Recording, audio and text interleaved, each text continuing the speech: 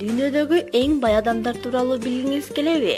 Анда бул маалыматты аягына чейин угуңуз. АКШдагы Шын телеканалы Amazon интернет дүкөнүнүн негиздөөчүсү жана жетекчиси Жефф Безосту тарыхтагы эң бай адам деп атады.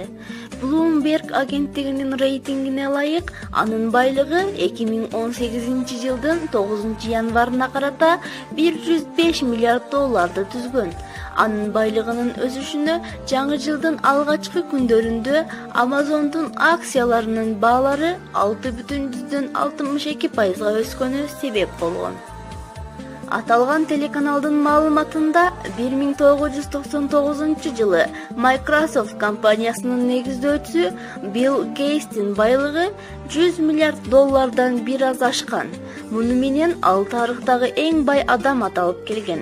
Ал эми Жефф Безос ал рекордду басып өткөн.